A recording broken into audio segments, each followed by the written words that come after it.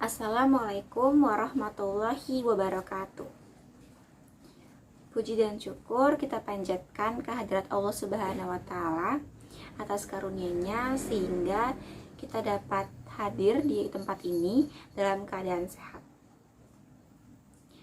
Teman-teman sekalian, pada kesempatan kali ini saya akan menyampaikan sebuah ceramah singkat yang bertemakan tentang ikhlas. Mungkin kalian sudah sering mendengar apa itu kata ikhlas. Ikhlas adalah sikap menerima dengan lapang dada apapun yang sudah terjadi. Selain itu, ikhlas memiliki arti tulus dalam melakukan apapun karena Allah Subhanahu wa Ta'ala dan tanpa mengharapkan imbalan. Salah satu contoh dari sikap ikhlas adalah menuntut ilmu. Seperti yang dikatakan oleh Ibrahim bin Adam, barang siapa yang menuntut ilmu dengan ikhlas, maka ia akan memberikan manfaat kepada hamba-hamba Allah melalui ilmunya tersebut. Ilmunya pun dapat memberikan manfaat kepada dirinya sendiri. Nah, yang dapat disimpulkan dengan adanya ikhlas dalam menuntut ilmu, yaitu ilmu itu sendiri akan lebih mudah untuk dipahami. Selain itu, ilmunya juga akan lebih mudah untuk diajarkan kepada orang lain, sehingga ilmu tersebut tidak hanya berhenti di kita saja. Sebagai contohnya, seorang kakak yang dapat mengerjakan tugas adiknya dengan bekal ilmu yang sudah diterimanya, ia akan menggantikan orang tuanya yang tidak paham pelajaran tersebut. Selain itu, dalam bersedekah pun kita harus ikhlas.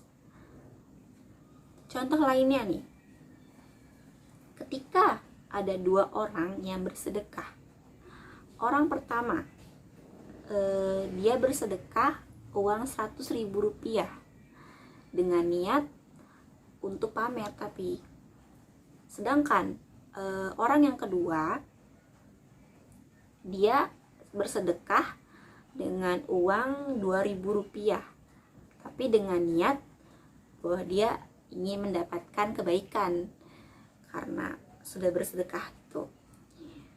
Walaupun orang yang pertama ini bersedekah lebih besar nilai uangnya dibandingkan orang yang kedua, jika ia tidak memiliki niat yang ikhlas dalam sedekahnya, maka hal itu akan menjadi sia-sia saja. Tuh. Nah, Imam Ghazali juga menyebutkan hakikat ikhlas adalah kemurnian niat dari hal-hal yang dapat mengotorinya. Contohnya gini, kita mau sholat ya sholat aja, terus makan ya makan aja, pergi ya pergi aja. Begitu juga dengan ibadah ya udah ibadah aja tanpa memikirkan hal-hal lainnya. Allah Subhanahu wa Ta'ala berfirman pada surah Al-Baqarah ayat ke-5, padahal mereka hanya diperintahkan menyembah Allah dengan ikhlas menaatinya semata-mata karena menjalankan agama, dan juga agar melaksanakan sholat dan menunaikan zakat. Dan yang demikian itulah caranya, dan demikian itulah agama yang lurus atau yang benar. Nah, dari ayat tersebut kita tahu bahwa betapa tingginya derajat sifat ikhlas. Dengan ikhlas, semua orang dengan profesinya masing-masing telah menjadi sufi atau orang yang memiliki hati yang bersih.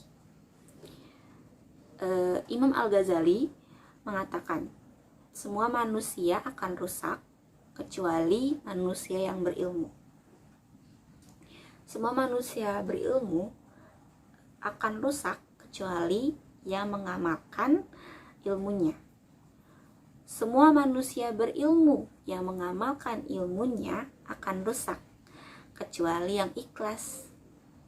Nah, dan orang-orang yang ikhlas pun masih dalam keadaan kekhawatiran yang besar. Nah, dari ungkapan tersebut nih ya, terlihat jelas bahwa semua ilmu dan amal akan sia-sia jika di dalamnya tidak ada sifat ikhlas. Ilmu dan amal tidak dapat dibanggakan. Bagaimana bisa dibanggakan? Bagaimana mau dibanggakan? Sedangkan yang ikhlas saja masih dalam keadaan khawatir yang besar di hatinya. Jadi, marilah mulai saat ini nih ya, kita tanamkan rasa ikhlas kemanapun kita pergi. Contohnya saja, jangan lupa mengantongi rasa ikhlas. Seperti saat ini nih, kalau misalnya kita jalan-jalan, kalau kita sedang membawa uang, mari sisihkan ke kotak amal atau memberikannya kepada pengemis jalanan.